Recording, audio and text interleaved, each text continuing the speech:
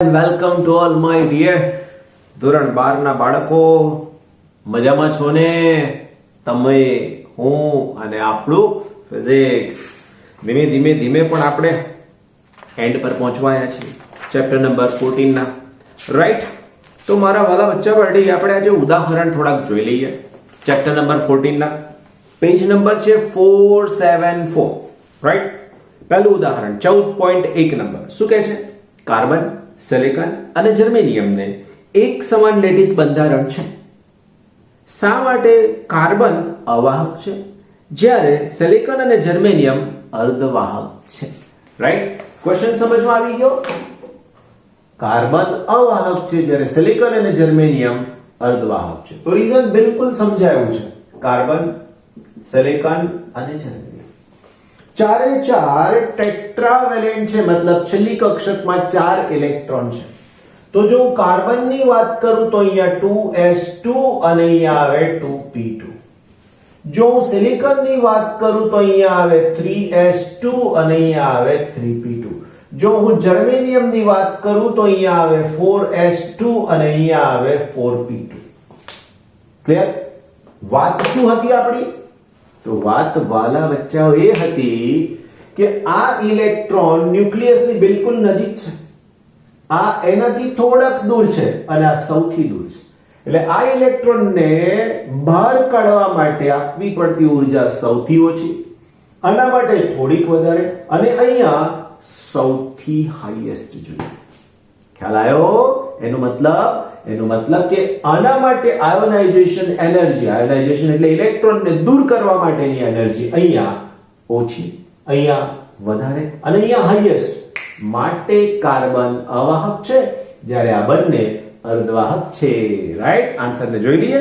Carbon, silicon, જર્મેનિયમના બંધ બનાવતા 4 electron અનુક્રમે બીજી, ત્રીજી અને ચોથી કક્ષામાં છે. આથી આ પરમાણુઓમાંથી એક ઇલેક્ટ્રોનને બહાર કાઢવા માટે જરૂરી ઉર્જા જર્મેનિયમ માટે સૌથી ઓછી, સિલિકોન માટે તેનાથી વધુ, કાર્બન માટે સૌથી વધુ હોય છે. આથી વહન માટે મુક્ત ઇલેક્ટ્રોન સંખ્યા જર્મેનિયમ, સિલિકોન માટે નોંધપાત્ર છે જ્યારે કાર્બન માટે અવગણ્ય એવી નાની છે. કન્સેપ્ટ વાળો દાખલો હતો, સીધે સાદો. રાઈટ? નાઉ અવર નેક્સ્ટ ક્વેશ્ચન, ઉદાહરણ નંબર 14.2 મારા વાલા બચ્ચા પાર્ટી. ઉદાહરણ 14.2. ઓકે, તો સમજવાનું વાત પેજ નંબર 477 પર. ધારો કે શુદ્ધ સિલિકોન સ્ફટિકમાં 5 × 1028 પરમાણુ પ્રતિ મીટર ક્યુબ છે. તો અહીંયા લખું સિલિકોનના Si ના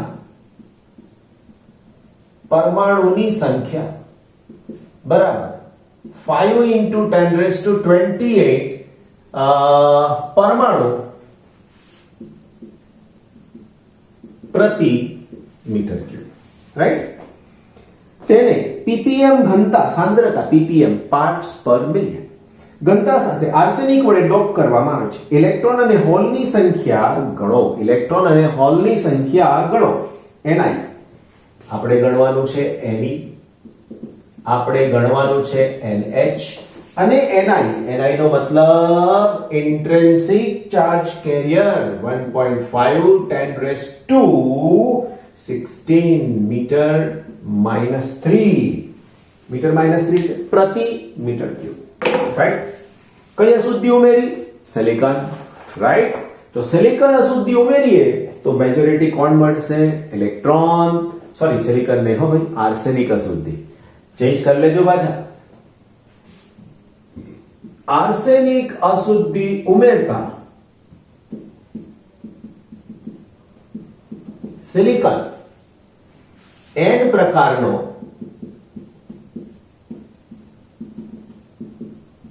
અર્ધવાહક બને.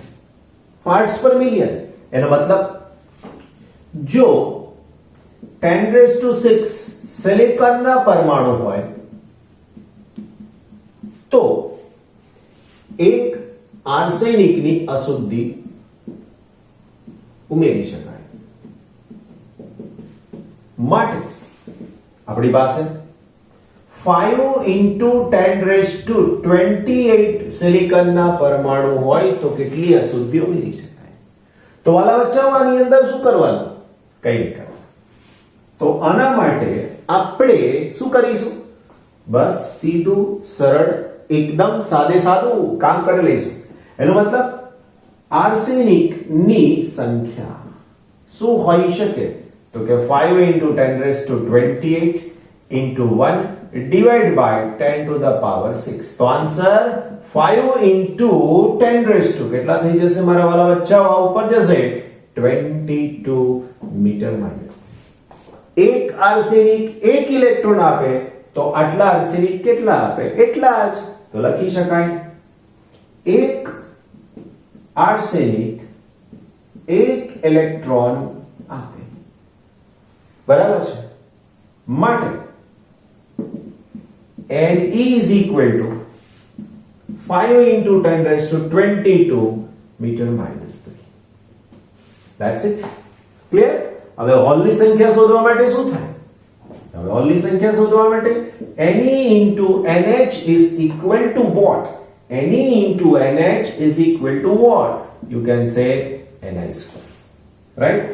Therefore, I need NH. So NH is equal to Ni square divided by Ne.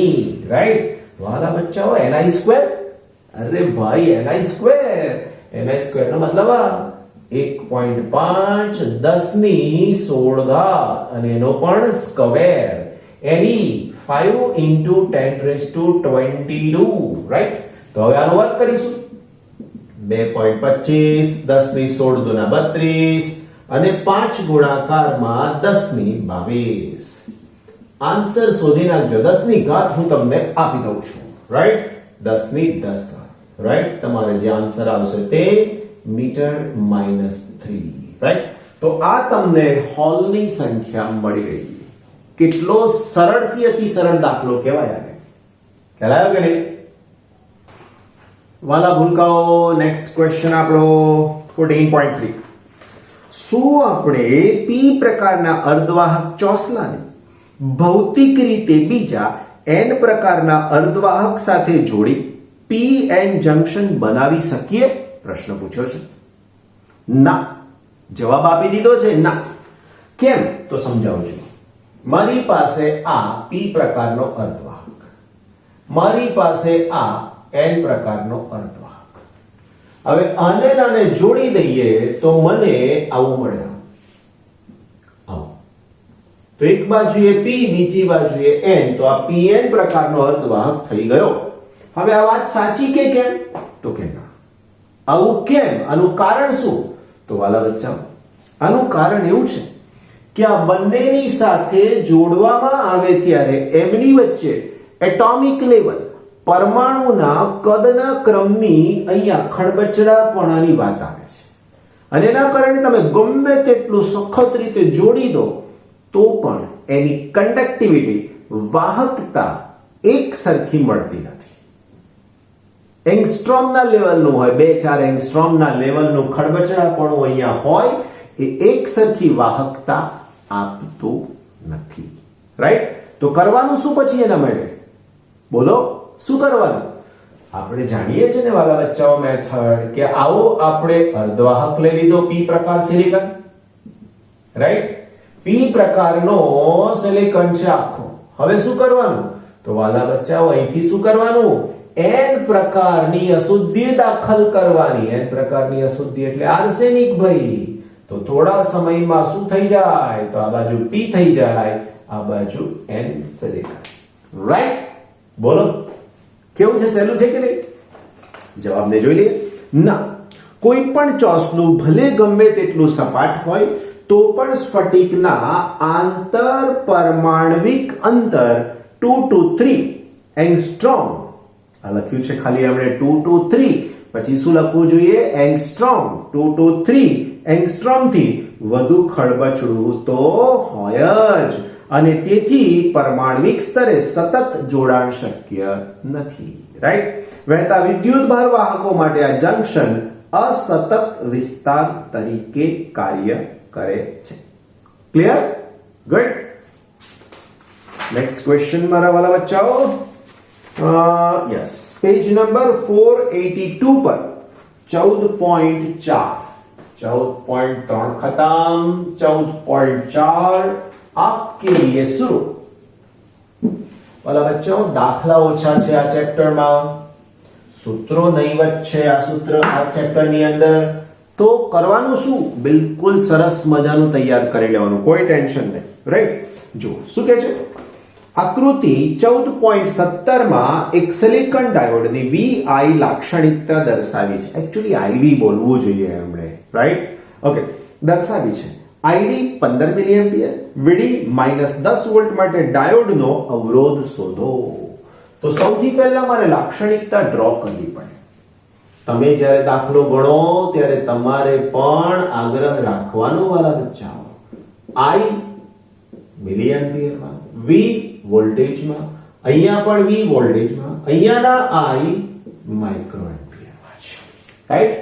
હવે આલેખ ડ્રો કરી દો તો મને આ આલેખ અહીંયાથી આવી રીતનો મળશે, રાઈટ?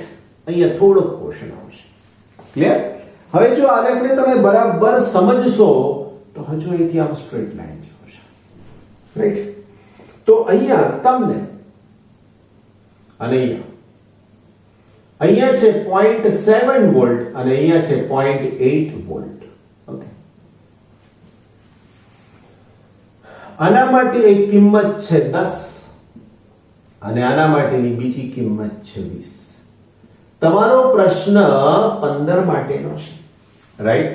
તો એને અહીંયાથી બીજા વોલ્ટેજની સાથે 10 વોલ્ટ અને અહીંયાનો પ્રવાહ 1 પણ એ માઈનસ છે વાલા બચ્ચા, -1 માઇક્રો એમ્પિયર, રાઈટ? મને અવરોધ શોધવાનો કીધો છે 15 મિલિએમ્પિયર માટે અને 10 માઇનસ વોલ્ટ માટે. સમજૂતીના સંદર્ભમાં મારે લખવું જોઈએ કે ડાયોડના બંને આલેખમાં આલેખ I વિરુદ્ધ V નો સુરેખ નથી, માટે ત્યાં ઓહમના નિયમનું પાલન થતું નથી, માટે સીધે સીધું V IR સૂત્ર ન વાપરી શકાય. પરંતુ કન્ડિશન આવી જોયું, પરંતુ 10 અને 20 ની વચ્ચેનું બિંદુ 15 ગણીએ તો આટલો વિભાગ તમે આમ જ વિચારો, સ્ટ્રેટ લાઈન છે કે નહીં?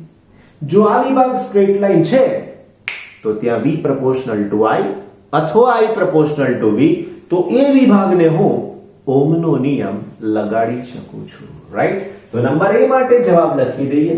હવે તો ફોરવર્ડ બાયસ અવરોધ, ફોરવર્ડ બાયસ અવરોધ, રાઈટ?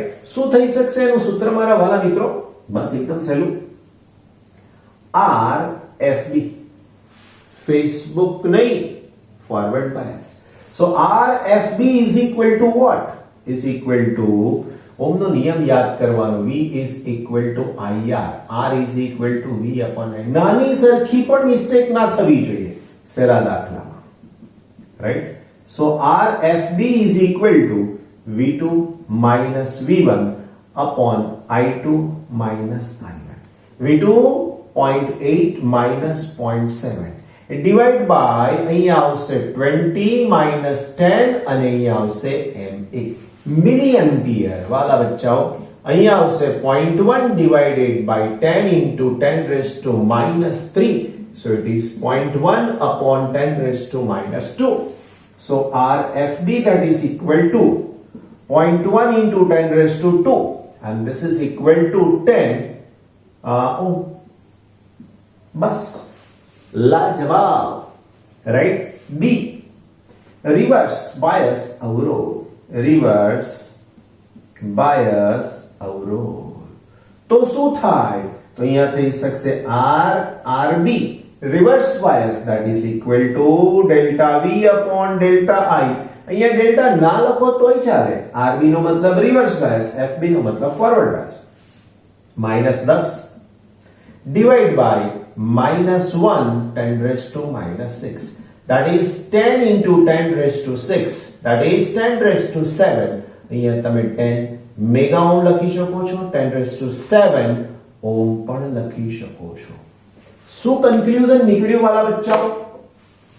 તો કન્ક્લુઝન આ નીકળ્યું કે ફોરવર્ડ બાયસમાં અવરોધ ઓછો છે એટલે ડાયોડ વિદ્યુત પ્રવાહને વહેવા દે છે. રિવર્સ બાયસમાં અવરોધ વધારે છે એટલે ડાયોડ વિદ્યુત પ્રવાહને વહેવા દેતો નથી. કરેક્ટ?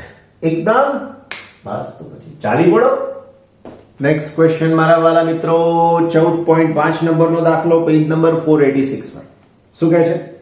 એક ઝેનર રેગ્યુલેટેડ પાવર સપ્લાયમાં VZ 6 વોલ્ટ છે. VZ that is equal to 6 volt નો ઝેનર ડાયોડ રેગ્યુલેશન માટે ઉપયોગ કરેલો છે. જરૂરી લોડ પ્રવાહ 4 મિલિએમ્પિયર છે. IL is equal to 4 milliampere, 4 into 10 raised to minus 3 ampere. Right? બીજી વાત, અનરેગ્યુલેટેડ ઇનપુટ 10 વોલ્ટ છે. ઓકે, અનરેગ્યુલેટેડ ઇનપુટ બરાબર 10 વોલ્ટ. શ્રેણી અવરોધ RS નું મૂલ્ય કેટલું હોવું જોઈએ? RS is equal to કેટલા? રાઈટ? બસ તમારા વાલા મિત્રો કામ કરી લઈએ આપણે. જો પરિપથ સમજાવી દઉં એટલે એક્ઝેક્ટલી ખબર પડે કે શું કરવા માંગીએ છીએ. અહીંયા આવશે અનરેગ્યુલેટેડ ઇનપુટ, અનરેગ્યુલેટેડ ઇનપુટ 10 વોલ્ટ. ઓકે, એના પછી પરિપથની જો હું વાત કરું તો અહીંયા મારી પાસે અવરોધ અને અહીંયા મારી પાસે ઝેનર ડાયોડ. રાઈટ? આ ઝેનર ડાયોડ. અહીંયા મને આઉટપુટ મેળવવાનો છે. આ થઈ જશે રાઈટ? અને આ જે આઉટપુટ મળવાનો છેલ્લો, એ આઉટપુટની વેલ્યુ કેટલી થઈ જશે? તો કે 6 વોલ્ટ જોઈએ છે VZ. હવે અહીંથી વહેતો પ્રવાહ મને આપ્યો છે 4 મિલિએમ્પિયર, 4 મિલિએમ્પિયર. રાઈટ? હવે મને અહીંથી વહેતો પ્રવાહ જોઈએ છે I. આ RS થયો હો વાલા બચ્ચાઓ. અહીંયા વહેતો પ્રવાહ IZ કેટલો હશે એ થવું જોઈએ. હવે સમજૂતી શું છે ખબર પડી ગઈ તમને? આ 4 મિલિએમ્પિયર RL ની કિંમત નથી, પણ આના બ્રેકડાઉન વોલ્ટેજ આપેલા છે 6, તો આને સમાંતરે મને 6 વોલ્ટ મળવાના. પ્રશ્ન એ છે કે RS કેટલો રાખવો જોઈએ? એક લોજિક, એક વેલ્યુ જે તમને લેવાની ખબર નથી એ આ દાખલામાં આવશે કે ઝેનરમાંથી વહેતો પ્રવાહ ગમે તેટલો વધી શકે તો પણ આઉટપુટ તો અહીંયા આટલો જ આવવાનો. રીઝન? બ્રેકડાઉન વોલ્ટેજ છે એટલે પ્રવાહનો કંટ્રોલ છે જ નહીં, પ્રવાહ વધી જ જશે. વોલ્ટેજનો કંટ્રોલ છે એટલે આઉટપુટ મળે. તો આ ઝેનર પ્રવાહ કેટલો હોવો જોઈએ? તો કે આ IL ના કરતા ઓલમોસ્ટ 5 ગણો લઈ શકાય. આવું લખવું પડે. રાઈટ? તો જુઓ સમજૂતીમાં, RS નું મૂલ્ય એટલું હોવું જોઈએ કે જેથી ઝેનરમાંથી પસાર થતો લોડ પ્રવાહ કરતા ઘણો મોટો હોય. સારા રેગ્યુલેશન માટે આ જરૂરી છે. ટિક માર્ક કરી રાખવાનું, અંડરલાઈન કરી રાખવાનું, અને એક્ઝામના આગલા દિવસોમાં આવી વાતો મગજમાં એકદમ ગોઠવાઈ ગયેલી હોવી જોઈએ. સારા રેગ્યુલેશન માટે આ જરૂરી છે. લોડ પ્રવાહ કરતા 5 ગણો ઝેનર પ્રવાહ પસંદ કરો. રાઈટ? આ પ્રવાહ આપણા માટે IL છે, લોડ પ્રવાહ. તો અહીંયા લખી શકું ઝેનર પ્રવાહ, ઝેનર પ્રવાહ IZ is equal to 5 times IL, 5 times 4 milliampere, so 20 milliampere.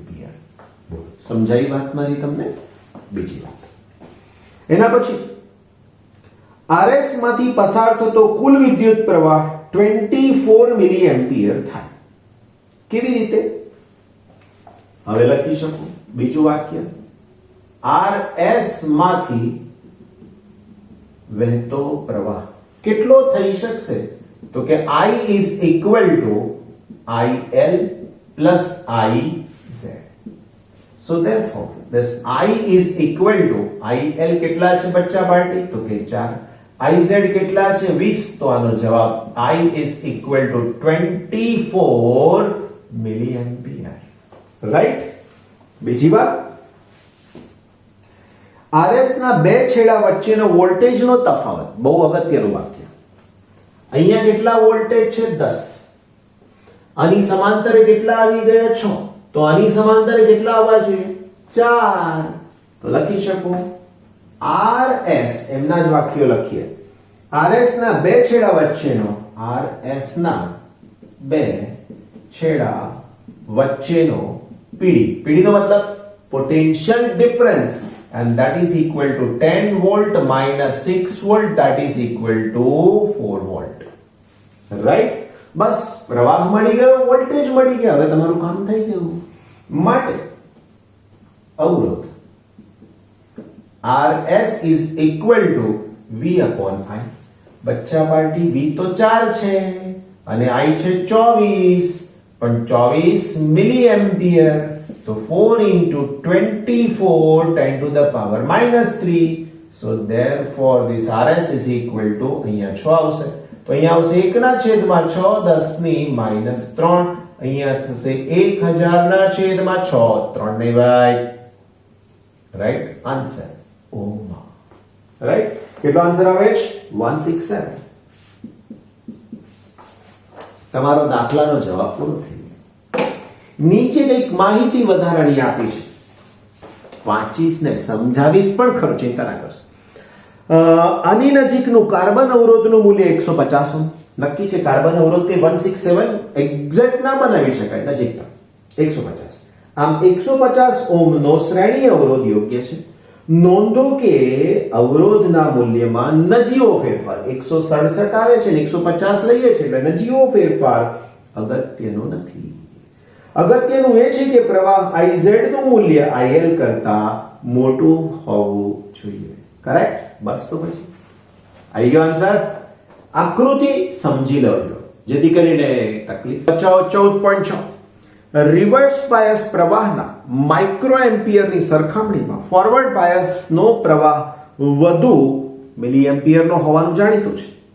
તો પછી શા માટે ફોટોડાયોડનો ઉપયોગ રિવર્સ બાયસમાં કરવામાં આવે છે? એક સામાન્ય ઉદાહરણ દ્વારા તમને સમજાવવાની કોશિશ કરીશ, આમ જ આવડી જશે. રાઈટ? જો P પ્રકારના અર્ધવાહકમાં majority charge carrier hole, N પ્રકારના અર્ધવાહકમાં મેજોરિટી ચાર્જ કેરિયર ઇલેક્ટ્રોન. ડાયોડને ફોરવર્ડ બાયસમાં જોડો તો પ્રવાહ કોના કારણે મળે? મેજોરિટી ચાર્જ કેરિયરને કારણે. હવે આ વાત તમારી સાથે જોડો. સરસ મજાનો સ્ટડી કર્યો, ભણ્યા, બહુ જ સારી રીતના નવી સારી મસ્ત કોલેજમાં એડમિશન લીધું, બહુ જ સરસ જગ્યાએ તમારું પ્લેસમેન્ટ થયું, સરસ મજાની જોબ મળી, 2-5 વર્ષમાં તમારી પાસે અર્નિંગના 1 કરોડ રૂપિયા આવી ગયા. 1 crore rupees. Yes you are. તમે તમારી જાતને અંદર એસ્ટિમેટ ના કરશો હો ભાઈ, તમે આનથી વધારે અર્ન કરવાની તાકાત ધરાવો છો, સમજી લેજો. બટ ખાલી આત્મવિશ્વાસ, દોડજો જોજો ભાઈ. કોઈ પણ કામ નાનું નથી. રાઈટ? કોઈ પણ કામ નાનું નથી, બસ મન અને દિલ એક કરીને કરજો. રાઈટ ને? તો મારા વાલા બચ્ચાઓ, તમને એ જ કહું છું કે તમે 1 કરોડ રૂપિયા ભેગા કરી લીધા. હવે આવે છે ડાયોડની સાથેની વાત, ધ્યાન રાખજો. તમને કોઈ કે 100 રૂપિયા આપ્યા વધારાના, હવે તમારી પાસેના 1 કરોડ અને એની અંદર 100 ઉમેરાય, કોઈ તકલીફ, કઈ મજા? ઓકે, ઠીક છે, હશે, એવું થઈ જાય. પણ એની સામે ડાયોડની વાત આવશે. એની સામે તમે કારમાં જઈ રહ્યા છો, સરસ મજાની મર્સિડીઝ, ઓકે, જોરદાર, રાઈટ, ઓડી, આના કરતા જોરદાર કાર છે. આ તો આપણે ઇન્ડિયા લેવલે છે, બહાર જાવ તો ખબર પડે કે આ તો 2 નામ હતા ખાલી. રાઈટ ને? હવે તમે એવું સમજો કે તમે એવી કારમાં જઈ રહ્યા છો ને તમે બહાર કોઈ તમને મદદ માટે કશું કહી રહ્યું છે અને તમે તમારા પોકેટમાંથી એ જ 100 રૂપીસ એને આપો છો બોસ, તો શું થાય? એના માટે એ 100 રૂપિયા બહુ જ મોટી વસ્તુ છે, તમારા માટે કંઈ નહોતું. સમજાય ને વાત? પાછા ડાયોડ પર આવી છું. જો હું ડાયોડને ફોરવર્ડ બાયસમાં રાખું તો મેજોરિટી ચાર્જ કેરિયર એવા ઇલેક્ટ્રોન્સ છે, માઇનોરિટી એવા હોલ છે એનમાં, એવું જ પી પ્રકારમાં પણ છે. હવે જો હું એને ફોરવર્ડ બાયસમાં રાખતો તો શું થતું? હોલ અને ઇલેક્ટ્રોનના જોડકા ઉત્પન્ન થતા, જેની સંખ્યા મૂળ સંખ્યા કરતા બહુ નાની હતી, એટલે વિદ્યુત પ્રવાહનો ફેરફાર નોંધનીય નહોતો. પણ એ જ ડાયોડને રિવર્સ બાયસમાં જોડ્યો તો રિવર્સ બાયસ પ્રવાહ કોના કારણે મળે છે? માઇનોરિટીને કારણે. માઇનોરિટી એટલે સંખ્યા કેવી? ઓછી. અને એની અંદર ફોટોડાયોડને કારણે ફોટો વોલ્ટેકની પ્રક્રિયા થઈ એની અંદર, તો એના કારણે શું થશે? તો કે હોલ ઇલેક્ટ્રોનના જોડકા ઉત્પન્ન થયા, એણે વિદ્યુત વહનમાં ભાગ લીધો, એટલે પ્રવાહ નોંધવા માટે આપણે જોવું જ પડે. ખ્યાલ આવ્યો? હવે એને આપણે ફિઝિક્સની ભાષામાં સમજવાનો પ્રયત્ન કરીએ. જો n પ્રકારના અર્ધવાહકનો કિસ્સો ધ્યાનમાં લો. દેખીતું છે કે મેજોરિટી વિદ્યુત વાહક ઘનતા n માઇનોરિટી હોલ ઘનતા p કરતા નોંધપાત્ર રીતે વધુ હોય છે. ઓબ્વિયસ છે. ઓકે. પ્રકાશ આપાત કરવાથી ધારો કે વધારાના ઉત્પન્ન થયેલા ઇલેક્ટ્રોન અને હોલ અનુક્રમે ડેલ્ટા n અને ડેલ્ટા p છે. હવે આ સંખ્યા તો સરખી જ હોય. ફોટો પ્રકાશ આપાત કરવાને કારણે ઉત્પન્ન થયું છે, ફોટોનને લીધે, એટલે જેટલા ઇલેક્ટ્રોન એટલા જ હોલ, રાઈટ? એટલે ડેલ્ટા n અને ડેલ્ટા p. તો અહીંયા n dash is equal two n plus delta n, આ વધારાના. p dash is equal two p plus delta p. એટલે આ કોના કારણે મળ્યું છે? તો કે ફોટો પ્રક્રિયાને કારણે, રાઈટ? તો હવે શું સમજવાનું છે?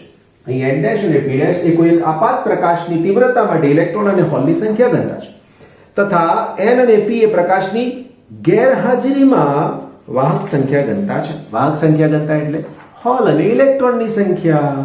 Delta n is equal to delta p, એ તો ખબર છે. n is greater than p. આથી બહુમતી વાહકનો આંશિક ફેરફાર, વાલા બચ્ચાઓ, આંશિક ત્રુટિ નામ સાંભળ્યું છે, રાઈટ? તો ડેલ્ટા n ના છેદમાં n બહુ જ નાના હશે. કેમ? તો કે n બહુ વધારે છે કોના કરતા? ડેલ્ટા n કરતા. એ માઇનોરિટી વાહકના આવા ફેરફાર ડેલ્ટા p અપોન p ની સરખામણીમાં ઘણા ઓછા છે. ડેલ્ટા p ઉત્પન્ન થયેલા હોલ, p હોલની સંખ્યા, પણ p માઇનોરિટી હતા, આ n મેજોરિટી હતા. આ બહુ વધારે, આ બહુ ઓછા, એટલે આવી ઘટના બની ગઈ. બરાબર કે નહીં? બહુ સરસ. સામાન્ય રીતે આપણે એમ કહી શકીએ છીએ કે ફોટો અસરના પરિણામે રિવર્સ બાયસ દરમિયાન માઇનોરિટી વાહકોનું પ્રભુત્વ ધરાવતો રિવર્સ બાયસ પ્રવાહમાં આંશિક ફેરફાર ફોરવર્ડ બાયસ પ્રવાહના આંશિક ફેરફારની સરખામણીમાં માપી શકાય છે. આથી પ્રકાશની તીવ્રતા માપવા માટે ફોટોડાયોડને મોટે ભાગે રિવર્સ બાયસમાં ઉપયોગમાં લેવામાં આવે છે. That's it. ક્લિયર અને કટ. ઓકે. સો ઉદાહરણ 6 કમ્પ્લીટ થયા. શાંતિથી એકવાર વાંચી જવા, શાંતિથી એકવાર લખી જવા, એટલે કામ પૂરું થાય આપણું, હે ને? બચ્ચા પાર્ટી, અહીંયા સુધી તમે ફિઝિક્સને સમજવાની કોશિશ કરી, ભરપૂર પ્રયત્ન કર્યો, એ બદલ તમારો ખૂબ ખૂબ આભાર. તમારું ફિઝિક્સ મજબૂત અને બહુ જ સ્ટ્રોંગ બને અને બહુ જ વધારે માર્ક્સ મળે એવી શુભેચ્છા સાથે. Thank you so much. Take care.